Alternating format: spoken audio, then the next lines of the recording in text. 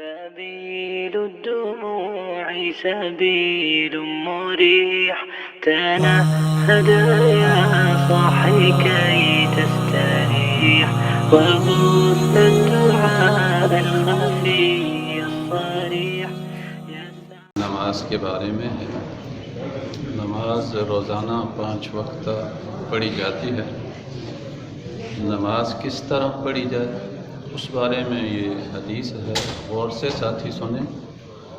اور نماز میں جو کوتاہی یا غلطی کہیں ہے تو اس کا ازالہ ہو. تو اب غور سے سنیں گے کہ کہاں کہاں ہم سے غلطیاں ہوتی ہیں تو اس غلطی کو درست کریں. انشاءاللہ پھر اس سے فائدہ ہوگا. تو یہ نماز کے بارے میں. بسم اللہ الرحمن الرحیم.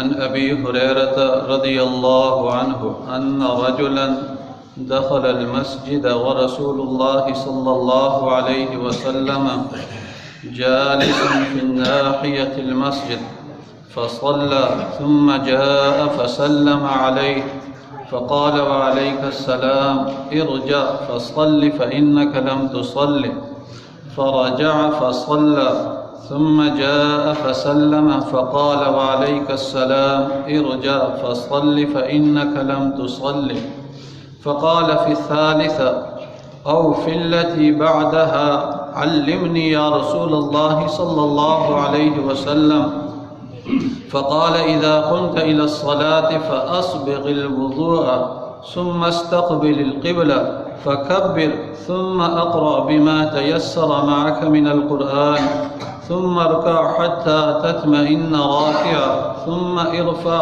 حتى تستوي قائما ثم اسجد حتى تطمئن ساجدا ثم ارفع حتى تطمئن جالسا ثم اسجد حتى تطمئن ساجدا ثم ارفع حتى تطمئن جالسا وفي رواية ثم ارفع حتى تستوي قائما ثم افعل ذلك في صلاتك كلها. رواه البخاری و مسلم. حضرت ابو ہریرہ رضی اللہ عنہ سے روایت ہے. وہ فرماتے ہیں رسول اللہ صلی اللہ علیہ وسلم مسجد میں ایک جانب تشریف فرما تھے. ایک شخص مسجد میں آیا، اس نے نماز پڑھی. اس کے بعد وہ رسول اللہ صلی اللہ علیہ وسلم کی خدمت میں حاضر ہوا اور سلام عرض کیا. آپ نے سلام کا جواب دیا اور فرمایا پھر جا کر نماز پڑھو، تم نے ٹھیک نماز نہیں پڑھی. وہ واپس گیا، اس نے پھر سے نماز پڑھی اور پھر آپ کی خدمت میں حاضر ہوا اور سلام عرض کیا. تو آپ صلی اللہ علیہ وسلم نے سلام کا جواب دیتے ہوئے پھر فرمایا تم جا کے پھر نماز پڑھو، تم نے ٹھیک نماز نہیں پڑھی. اس آدمی نے تیسری دفعہ میں یا اس کے بعد والی دفعہ میں عرض کیا کہ حضرت مجھے بتا دیجئے اور سکھا دیجئے کہ میں کس طرح نماز پڑھوں.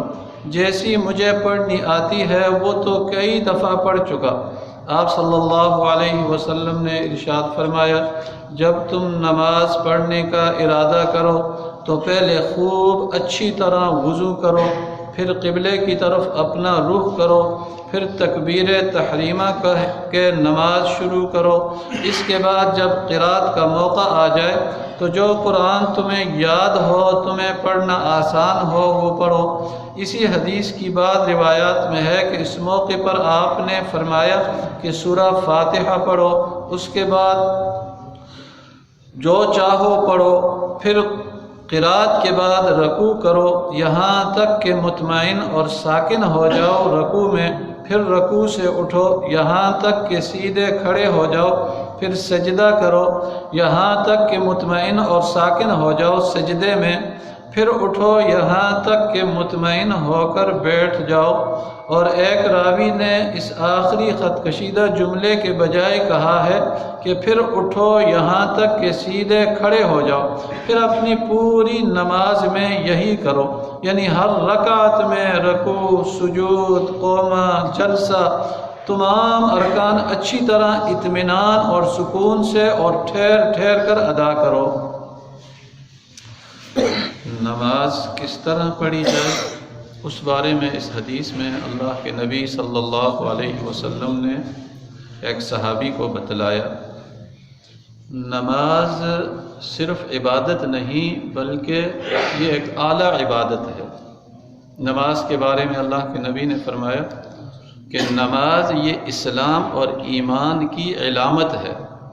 لِكُلِّ شَيْءٍ عَلَمْ عَلَمُ الْإِيمَانِ الصَّلَاةُ، نماز اس کی پہچان ہے اور اس کی علامت ہے۔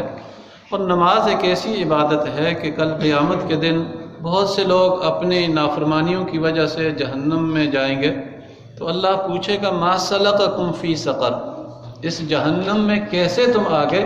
تو جو ان کا پہلا جواب ہوگا جہنمیوں کا وہ یہ دیں گے کہ لم نک من المصلین، ہم نمازیں نہیں پڑھتے تھے۔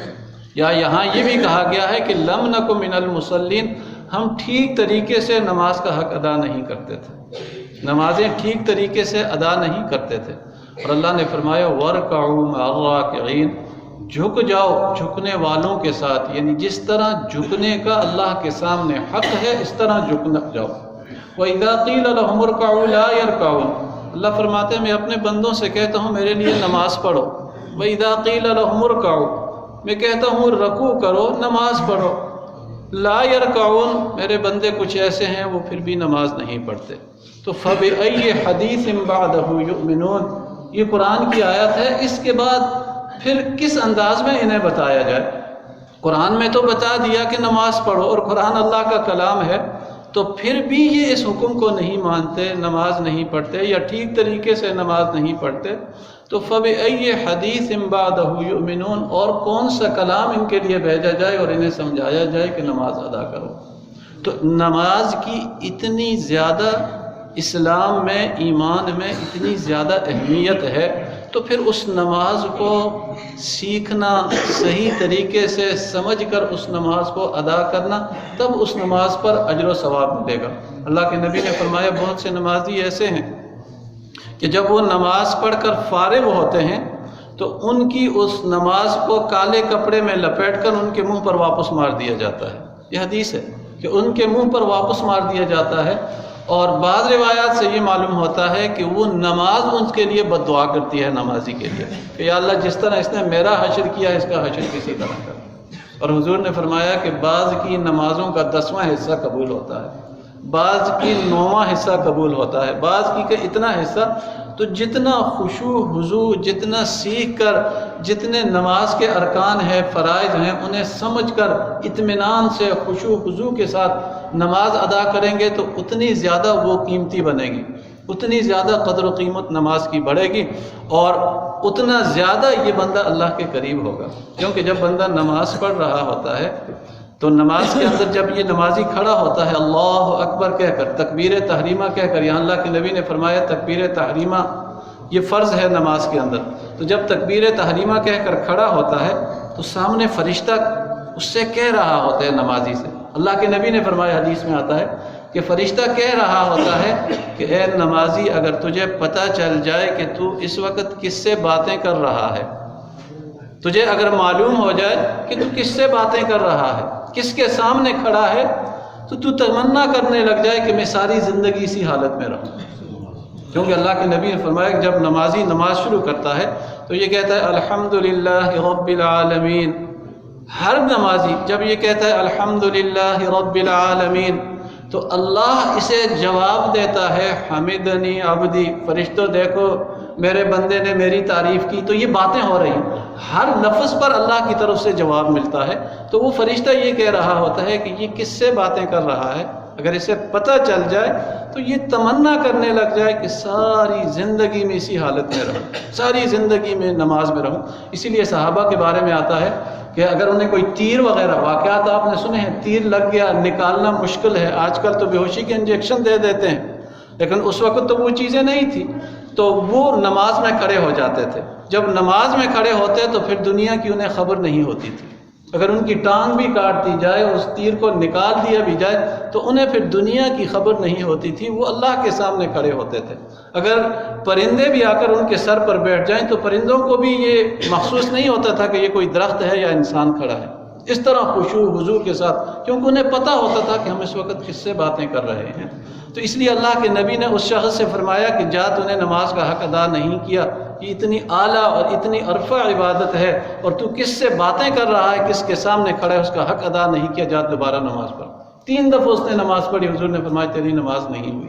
تو اس سے ایک بات یہ معلوم ہوتی ہے کہ نماز میں اگر کوئی ایسی غلطی ہو جائے کہ نماز کا فرض ہی انسان سے چھوٹ جائے، واجب ہی انسان سے چھوٹ جائے، تو اس کی نماز سرے سے ہوتی ہی نہیں ہے۔ جس طرح اللہ کے نبی نے اس صحابی سے فرمایا جا کر دوبارہ نماز پڑھ، تو اس نے پھر آخر میں یہ کہا کہ اللہ کے نبی مجھے جو آتا تھا میں نے پڑھ لی، تو اب آپ بتا دیں میں کس طرح پڑھوں۔ تو پھر حضور نے فرمایا کہ نماز کے کچھ شرائط ہیں، سب سے پہلی شرط نماز کے لیے ہے کہ اس کے لیے اچھی طرح وضو کیا جائے۔ تو یہ معلوم ہونا چاہیے کہ وضو کس طرح، بعض لوگ وضو ہی صحیح طریقے سے نہیں کرتے۔ وضو کے جو ضروری مثلا وضو کے 4 فرائض ہیں، ان کو تو کم از کم مکمل ادا کیا جائے۔ چہرے کو پورا دھونا، دونوں ہاتھوں کو خونیوں سمیت پورا دھونا، اسی طرح سر کا مسح کرنا، دونوں پاؤں کو دھونا، یہ 4 فرض وضو کے اندر ہیں۔ یا غسل کی ضرورت ہے، غسل کے اندر 3 فرض ہیں کہ کلی کرنا اور خوب غرارے کرنا غسل کے اندر۔ وضو میں یہ سنت ہے، غسل میں فرض ہے۔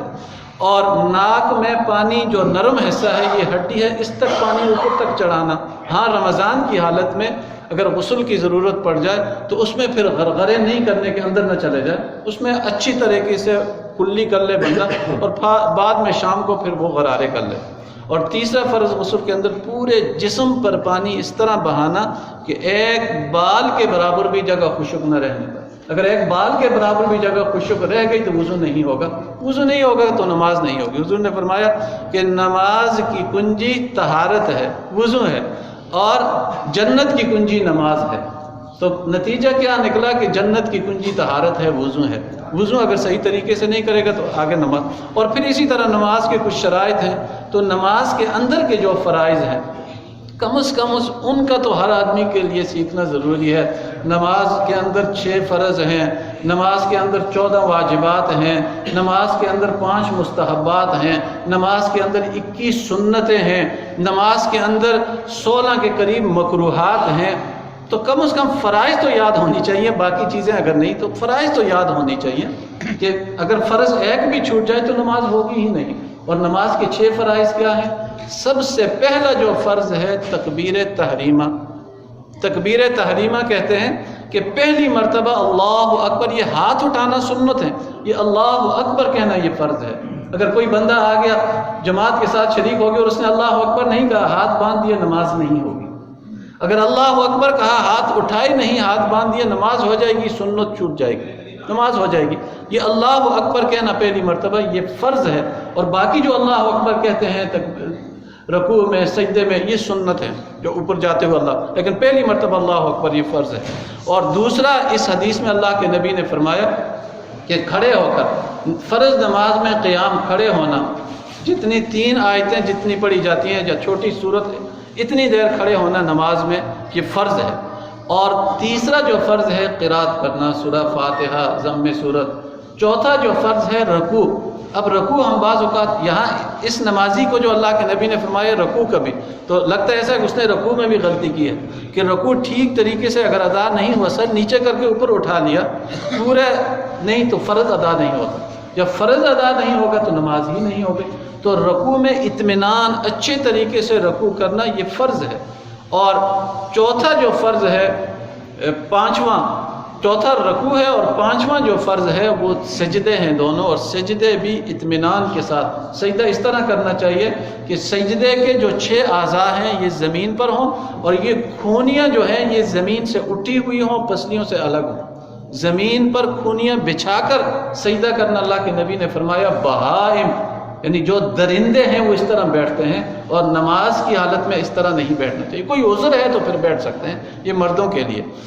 اور چھٹا جو آخری فرض ہے نماز کے اندر، اس کا ذکر کیا کہ آخری قاعدہ ہے، آخری قاعدہ نماز میں جس کو تشہد التحیات بیٹھتے ہیں، آخری قاعدہ یہ فرض ہے۔ تو ان میں سے اگر ایک چیز بھی چھوٹ جائے تو نماز نہیں ہوگی۔ تو بہرحال نماز کے اندر قرات، نماز کے اندر تکبیر تحریمہ، نماز کے اندر قوما نماز کے اندر رکوع، سجود، جلسہ، قاعدہ، یہ ٹھیک ٹھیک طریقے سے سیکھ کر، ہر رکن کو سیکھ کر ٹھیک طریقے سے اگر نماز ادا کرے گا تو حضور نے فرمایا کہ ایسی 2 رکعت پڑھ لے، اس کی مغفرت کے لیے یہ 2 رکعت کافی ہے۔ اگر کوئی ایسی نماز پڑھ لے، اتنی قیمتی نماز ہے، اتنی قیمتی نماز ہے کہ 2 رکعت اگر اس طرح پڑھ لے تو اس کی مغفرت کے لیے کافی ہے۔ دعا ہے کہ اللہ رب العزت نماز کی حقیقت کو سمجھنے کی اور سیکھنے کی اور اس کے مطابق ادا کرنے کی اللہ تبارک و تعالیٰ توفیق نصیب فرمائے۔ الحمدللہ رب العالمین والعاقبۃ للمتقین والصلاة والسلام علی سید الانبیاء والمرسلین۔ ربنا ظلمنا انفسنا وان لم تغفر لنا وترحمنا لنكونن من الخاسرین۔ رب اجعلنی مقیم الصلاة ومن ذریتی وتقبل دعا۔ یہ جتنے بھی بیمار ہیں ان کے لیے بھی دعا فرمائیں، اور اسی طرح جو مرحومین ہیں، اس دنیا سے رخصت ہو چکے ہیں، ان کے لیے، اور خاص کر جو ہمارے نمازی تھے اور اس دنیا سے رخصت ہو گئے، جتنے بھی ہمارے نمازی تھے جو اس دنیا سے رخصت ہو گئے، وہ حاجی مصطفیٰ صاحب ہیں، اسی طرح اور بھی بہت سے ہیں جن کا مسجد کے ساتھ تعلق ہوتا تھا اور مسجد کے لیے فکر رکھتے تھے، حاجی الہی صاحب ہیں، محمد الدین صاحب ہیں، اسی طرح اور بھی بہت سے ساتھی، اور اسی طرح ہمارے اکرام صاحب جو ان کا ہمارے مسجد کے ساتھ بڑا گہرا تعلق رہتا تھا، اور وہ عمرہ ادا کرنے کے لیے گئے اور اللہ کے راستے میں ان کی موت ہوئی، تو ان کے لیے خصوصی دعاؤں کے لیے کہا گیا ہے کہ ان کے لیے بھی دعا فرمائیں کہ اللہ پاک ان کی مغفرت فرمائے، اور سارے مرحومین کی اللہ مغفرت فرمائے۔ ربنا آتنا فی الدنیا حسنہ وفی الآخرۃ حسنہ وقنا عذاب النار وادخلنا الجنة مع الأبرار یا عزیز یا غفار یا رب العالمین۔ الہ العالمین، ہم سب کے تمام صغیرہ کبیرہ گناہ کو معاف فرما۔ یا اللہ ہمارے بیماروں کو شفاء کاملہ عاجلہ مستمرہ نصیب فرما۔ الہ العالمین ہمارے مرحومین کی مغفرت فرما۔ یا اللہ خاص کر اس آشٹن کی مسجد کے جو مرحومین ہیں، اس دنیا سے رخصت ہو چکے ہیں، ہمارے نمازی ہیں، مقتدی ہیں، یا اللہ سب کی مغفرت فرما۔ رمضان کی برکت سے سب کے درجات کو بلند فرما۔ یا اللہ یا ارحم الراحمین ہم سب کو زندہ رکھ، اسلام پہ، موت دے ایمان پر، مرتے وقت کلمہ لا الہ الا اللہ محمد رسول اللہ نصیب فرما۔ وصلی اللہ تعالی علی خیر خلق محمد وآلہ واصحابہ اجمعین، آمین آمین برحمتک یا ارحم الراحمین۔ بالکل ہاں، تکبیر اولیٰ بھی کہنا، تکبیر اولیٰ، تکبیر تحریمہ دونوں کہنا۔ تکبیر تحریمہ دمانے کے اب ساری چیزیں حرام ہو گئی، سارے کم، اور تکبیر اولیٰ کی سب سے پہلی تکبیر ہے، اور یہ فرض ہے نماز میں، باقی تکبیریں سنت۔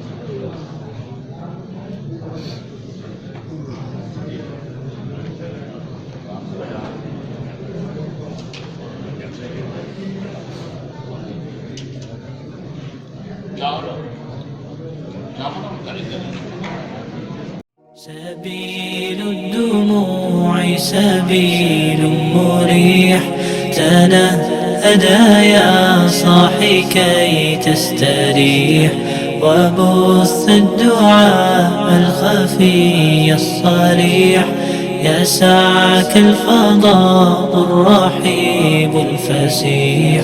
سبيل الدموع سبيل